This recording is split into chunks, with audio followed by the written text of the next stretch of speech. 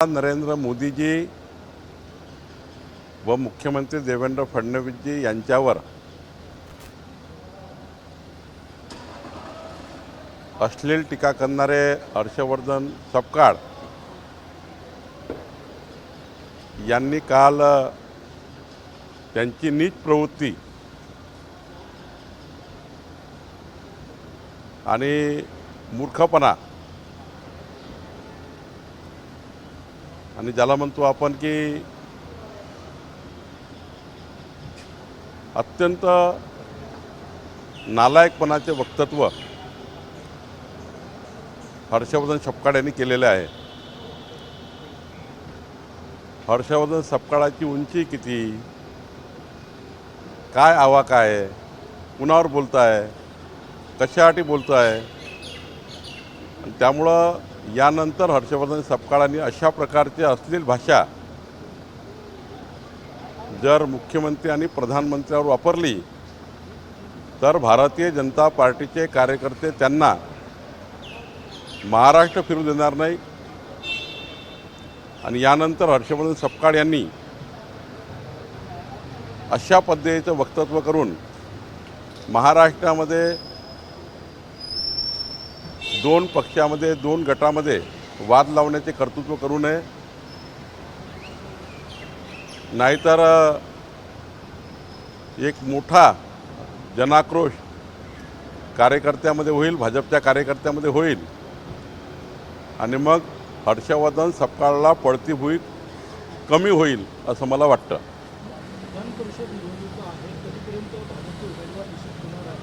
विदर्भातला जागा वाटपाचा तिकडच्या जागा वाटपाचा काही तिरा सुचलाय का महायुतीमध्ये काय?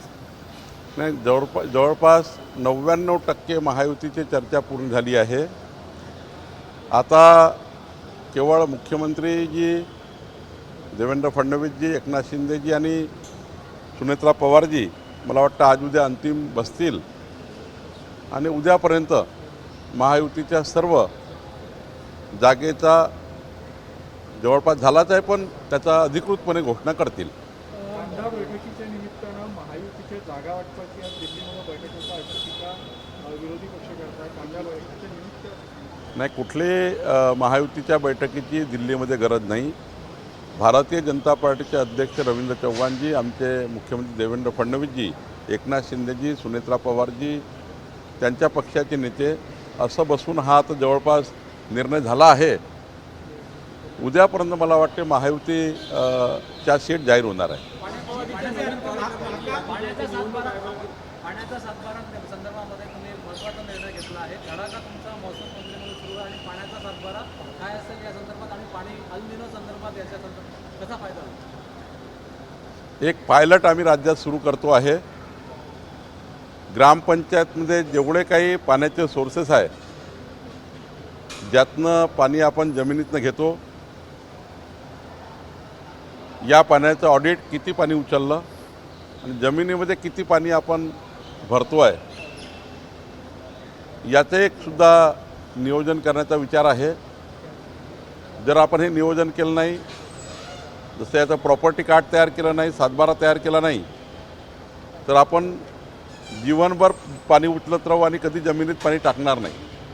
त्यामुळे रिचार्ज शाफ्ट तयार करणे, मोठ्या प्रमाणावर जलसंधारणाचे प्रकल्प घेणे, गावातलं पाणी गावातलं थांबवणे, घरासमोरचं पाणी घरासमोर थांबवणे आणि प्रत्येक थेंबांना थेंब पडणाऱ्या पाण्याचं नियोजन होणे, याचा हा एक योजना तयार करण्यात आली आहे। राज्याचा पाणी पुरवठा विभाग, महसूल विभाग, ग्रामविकास विभाग ही योजना तयार करणार आहे। एक पायलट आम्ही विदर्भ आणि एक पायलट मराठवाड्यात सुरू करणार आहोत आणि यातनं एक पायलट पूर्ण झाल्यानंतर राज्यभरामध्ये संपूर्ण पाण्याचं ऑडिट, कुठल्याही प्रकारचं पाणी वापर असो, शेती असो की नळयोजनेचा पाणी वापर असो, आणि सोबतच जे पावसाचं पाणी पडणार आहे त्याचा थेंबन नियोजन हे करण्याचा विचार राज्य सरकारने केला आहे। मुख्यमंत्री देवेंद्र फडणवीस यांची भेट घेऊन तक्रार करणाऱ्या एका विद्यार्थ्यांना व्यवस्थेतून बाहेर काढण्यासाठी नोटीस बजावली, तुम्ही त्या विद्यार्थ्यांशी संवादही साधला, काय सांगा? मी सकाळीच या विद्यार्थिनीशी बोललो आहे। तिने आपली आपबीती सांगितली आहे, गंभीर आहे। मी आज समाज कल्याण मंत्री यांच्याशी बोलणार आहे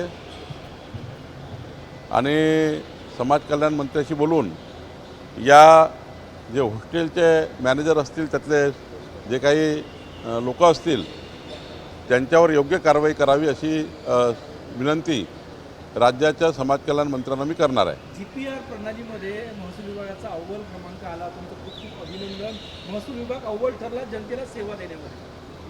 माननीय मुख्यमंत्री महोदयांनी परवा जी बैठक घेतली त्या बैठकीमध्ये आमच्या विभागाने ज्या सेवेला 50-50 कागदपत्र लागायचे त्याशिवाय कुठलंही प्रमाणपत्र इश्यू होत नव्हतं, असे प्रमाणपत्र मात्र 2 किंवा 3 पेपरमध्ये आता इश्यू होतात. मग त्या ठिकाणी 12-13 प्रमाणपत्र असे या राज्यामध्ये जे रोज लागतात विद्यार्थ्यापासून तर शेतकऱ्यापर्यंत. आता लिमिटेड डॉक्युमेंटवर आम्ही आता प्रमाणपत्र इश्यू करत असल्यामुळं जनतेला याचा फार मोठा दिलासा मिळाला आहे.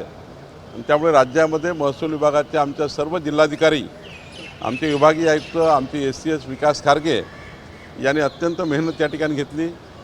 ITचे वीरेंद्र सिंगजी यांनी बऱ्यापैकी याला मदत केली आणि त्यामुळं आज राज्यामध्ये महसूल विभागामध्ये सेवा देण्यामध्ये आम्ही समोर त्या ठिकाणी प्रयत्न करतो आहे. राष्ट्रवादीमध्ये सगळं आलबेल असल्याचं चित्र नाही असल्याचं पाहायला मिळतं. काल छगन भुजबळ आणि तटकरेमध्ये वाद झाल्याच्या देखील बातम्या समोर आल्या.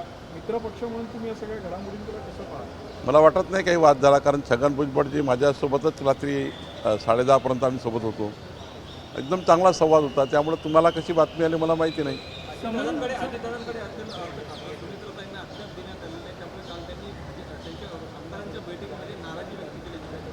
नाही, तुम्हाला काय नाराजी माहीत झाली मला माहीत नाही, पण मला याबद्दलची काही माहिती नाही.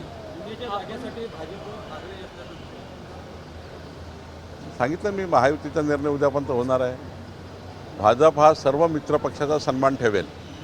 पण मंत्रिमंडळाच्या OBC उपसमितीचे प्रमुख आहेत. केंद्र सरकारकडे जे OBC समाजाचे राज्यातील काही प्रश्न प्रलंबित आहे ते मागे पण आपण म्हटलं होतं की उचलू त्याला येईल. मागच्या आठवड्यामध्ये OBC कॅबिनेट सब कमिटीची बैठक माझ्या अध्यक्षतेखाली झाली. या बैठकीमध्ये सर्वच मंत्री होते आणि काही आम्ही अजेंडा ठरवला, त्याचं प्रोसिडिंगही झालं. आता केंद्राकडल्या प्रश्नाकरता मी स्वतः केंद्रामध्ये जाणार आहे. लक्ष्मण हाकेसुद्धा त्या बैठकीला त्यांचं एक निवेदन होतं, ते सुद्धा आम्ही स्वीकारलं. त्यांनी काही प्रश्न मांडले, हे सुद्धा आम्ही पुढं नेतो आहे. एकंदरीत या राज्यामध्ये OBC 18 पगड जाती 12 बोलतेदार समाजाचे प्रश्न हे सोडवणे या समितीची जबाबदारी आहे. या राज्याचे OBC मंत्री अतुल सावे हे या ठिकाणी पुढाकार घेत आहे. पण हे करत असताना माननीय मुख्यमंत्र्यांनी या ठिकाणी OBCच्या कल्याणाकरता ज्या योजना दिलेल्या आहेत त्या योजना पुढे नेणे आणि समाजापर्यंत पोहोचवणे ही भूमिका आहे. आणि मराठा आणि OBC समाज समोर येणार नाही, या ताटातलं त्या ताटात जाणार नाही, त्या ताटातलं त्या ताटात जाणार नाही, याची काळजी घेण्याच्या सूचना माननीय मुख्यमंत्र्यांनी दोन्ही सब कमिटीला दिल्या आहे.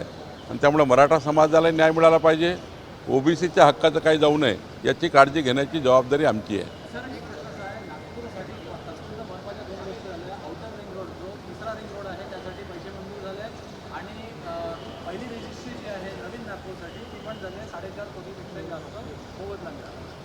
आज मला या गोष्टीचा आनंद आहे की नागपूरच्या नवीन नागपूर आणि रिंग रोडकरता जो मोबदला शासनाने दिला आहे तो अत्यंत चांगल्या पद्धतीने दिला आहे. शेतकरी खुश झाले आहेत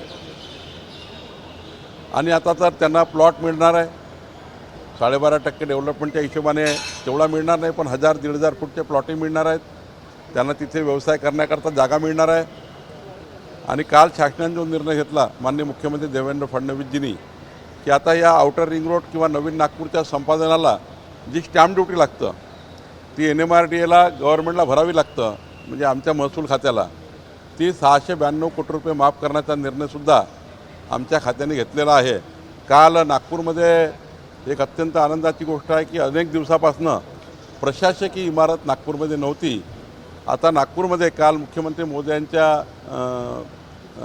मंजुरीनंतर आमचे PWD मिनिस्टर शिवेंद्रराजे यांनी 65 कोटीची प्रशासकीय इमारत नागपूरमध्ये मंजूर केलेली आहे.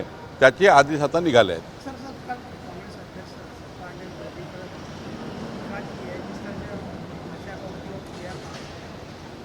हर्षवर्धन सपकाळ इन्होंने माननीय पंतप्रधान नरेंद्र मोदी जी, देवेंद्र फडणवीस जी के ऊपर जो कल टिप्पणी की है वो बहुत ही अश्लील है। यह हर्षवर्धन सपकाळ का नीच प्रवृत्ति का प्रदर्शन है। हर्षवर्धन सपकाळ की बुद्धि बुद्धिहीन हो गई है।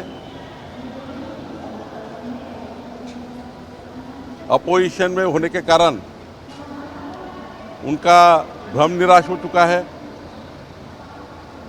और इस प्रकार के वक्तव्य करके गांव-गांव में समाज में तेढ़ निर्माण करना, समाज में झगड़ा निर्माण करना और समाज में एक जो अच्छा वातावरण महाराष्ट्र में उसको खराब करना, ये वक्तव्य करके उन्होंने बहुत बड़ी गलती की है। भारतीय जनता पार्टी का कार्यकर्ता हर्षवर्धन सपकाळ को महाराष्ट्र में नहीं घूमने देगा, ये स्थिति में आया हुआ है। अब हर्षवर्धन सपकाळ नहीं सुधरे तो उनको उसका भुगतना पड़ेगा। अब इसके बाद प्रधानमंत्री मोदी जी और देवेंद्र फडणवीस जी पे टीका करना उन्हें छोड़ देना चाहिए। संस्कार में भाषा में जो बोलना है बोलना चाहिए। उनकी नीच और नालायक पद्धति को हम नहीं छोड़ेंगे। मुंबई में कुछ सोसाइटी में बकरा लेके जाने के लिए काफी विवाद मीरा भाईंदर की घटना हुई है। मुझे अभी वो चेक करना पड़ेगा, लेकिन महाराष्ट्र में हमने ये प्रयास किया है, बकरी ईद के समय गौ नहीं कटेगी। जिन्होंने गौ काटा वो मुकामी जाएंगे, जिन्होंने गौ काटा है उनको जेल में डालेंगे, जिन्होंने यह प्रयास किया उनको भी जेल में डालेंगे। महाराष्ट्र में इस प्रकार से बदमाशी नहीं चलेगी। महाराष्ट्र में इस प्रकार से बदमाशी नहीं चलेंगी। हमारी गौ माता को कोई भी हाथ ना लगाए और गौ माता को हाथ लगाए तो हम लोग सारे रास्ते पे रहेंगे। मैं सभी एसपी और कलेक्टर को हमारे मुख्यमंत्री ने कहा है कि इसके लिए पूरी कड़ी नज़र रखिए और ऐसी कोई कंप्लेंट आती है महाराष्ट्र में उसको भी हम पूरी तरह से सीरियस लेंगे और किसी ने गुनाह किया होगा उसको नहीं छोड़ेंगे। एसआईआर को लेके सुप्रीम कोर्ट में आज अंतिम फैसला आया। एसआईआर को लेके उसमें सुप्रीम कोर्ट ने बोला है कि ये पूरा तरीके से अवैध है। चुनाव आयोग एसआईआर करना ही चाहिए। हमने कई बार हाईकोर्ट में अपील की है। हमारी जो मतदाता सूची है उसमें दुबार, तिबार, चौबार जहाँ लोग रहते नहीं उनके भी नाम हैं। तो एक बार एसआईआर होकर ये यादी फिल्टर होगी और इसमें पूरा 100% वोटिंग होगा। आज अगर आप देखें तो 50%, 60% वोटिंग होता है, क्योंकि जो लिस्ट है वो पूरी तरह से जो होनी चाहिए वैसी नहीं है। मुझे लगता है एसआईआर करना ये देश के लोकशाही के लिए, स्वतंत्रता के लोकशाही के लिए और हमारा संविधान मजबूत करने के लिए, और चुनाव जो होते हैं वो पूरे पारदर्शी से होनी चाहिए, डुप्लीकेट वोटिंग नहीं होना चाहिए, इसलिए एसआईआर है। कांग्रेस के नेता भाजपा पे आरोप लगा रहे हैं उनके जो पार्षद नॉट रीचेबल है उसको लेकर। मैं कांग्रेस के नेताओं को बहुत ही विनतीपूर्वक कहूँगा, उन्होंने झांक के देखना चाहिए खुद के अंदर में कि आपके पार्टी के लोग दूसरे पार्टी पे क्यों जा रहे हैं। क्या आपका नेतृत्व कम पड़ रहा है? क्या आपको संभालने की क्षमता उनमें नहीं है? ऐसा क्यों हो रहा है? ये एक बार खुद के आत्मपरीक्षण करना होगा। जब व्यक्ति आत्मपरीक्षण नहीं करता है तब ऐसी चीज़ें होती है। तो मुझे लगता है बीजेपी पे दोष देने के बजाय कांग्रेस ने खुद ही इसका आत्मचिंतन करना चाहिए। महाराष्ट्रामध्ये गोहत्या संदर्भामध्ये तीन मोठा गुन्हे जे दाखल झाले. चंद्रपूरमध्ये एक आणि नागपूर जिल्ह्यामध्ये 2. संदीप पाटील जे आयजी आहेत त्यांनी या संदर्भामध्ये रिपोर्ट दिला आहे. 3 मोठा जे आहे सुरू करण्यात आलेले आहे. 3 प्रकरणामध्ये महाराष्ट्रातली पहिली कारवाई चंद्रपूर आणि नागपूर. महाराष्ट्रामध्ये मुख्यमंत्री देवेंद्र फडणवीसजींनी स्पष्ट सूचना दिल्या होत्या, आदेश दिले होते की महाराष्ट्रात गोहत्या होणार नाही। महाराष्ट्रामध्ये ज्यांनी गोहत्या केली त्यांना मोका कारवाई होईल। यानंतर गोमातेला हात लावू नये। ज्यांनी असं केलं असेल त्यांची तक्रार जर आली सरकारकडे, सरकार त्यांना सोडणार नाही। यानंतर गोमातेला हात लावण्याचा प्रयत्न कोणी करू नये आणि हिंदू धर्माच्या हृदयात त्या ठिकाणी तीव्र असंतोष तयार होऊ नये याची भावना, याची खबरदारी गौला हात लावण्यापूर्वी त्यांनी घ्यावी. यानंतर गौमातेला हात लावणार नाही याची दखल आम्ही घेतलेली आहे. आणि महाराष्ट्रामध्ये सर्व पोलीस यंत्रणा, आमचं जिल्हा प्रशासन सज्ज झालेलं आहे. आजच नाही, बकरी ईदलाच नाही, यानंतरही गौ ही या महाराष्ट्रामध्ये सुरक्षित राहील याची काळजी सरकार घेत आहे. विदर्भातल्या 5ही जागांवर काँग्रेसकडून फारशी इच्छुक उमेदवार दिसत नाही आहे. एकतर बहुमत नाही, दुसऱ्या बाजूने काँग्रेसमधली अंतर्गत गटबाजी. कशा पद्धतीने तुम्ही मी काँग्रेस पार्टीच्या सर्व नेत्यांना विनंती करतो, तसेही ही निवडणुकीमध्ये भारतीय जनता पार्टी महायुती ही 70%च्या वर मतदारावर आहे. इतक्या उन्हामध्ये, अल निनोच्या प्रभावामध्ये वाहनाचे खर्च, इतर खर्च न करता या निवडणुकीत त्यांनी अनौपच करण्याचा प्रयत्न करावा. जर काँग्रेसने ही भूमिका घेतली तर आम्ही त्यांचं अभिनंदन करू. काल यावरच वडेट्टीवार म्हणाले की चर्चा करण्यासाठी भाजपने सामोरे यावं, किमान तुम्ही सामोरे यावं, चर्चा करावी, नंतर मग आपण नक्कीच मी वडेट्टीवारजी आणि काँग्रेसच्या नेत्यासोबत चर्चा करील. आमचे अध्यक्ष रवींद्र चव्हाणजी चर्चा करतील आणि यावर योग्य आम्ही त्यांच्याशी चर्चा करू. मला वाटतं की या दुष्काळी परिस्थितीमध्ये जर मतदानाची टक्केवारी एवढी समोर असेल तर निवडणुकीमध्ये त्या ठिकाणी फारच त्या ठिकाणी ओढताड करून शेवटी बहुमताकडे निवडणूक जात असतं. त्यामुळे मला असं वाटतं की काँग्रेसच्या नेत्यांनी विचार करावा. आम्ही त्यांच्याला विनंती करू, पण मला वाटतं या निवडणुका होऊ नये, या अनौपच व्हाव्या अशी माझी विनंती आहे.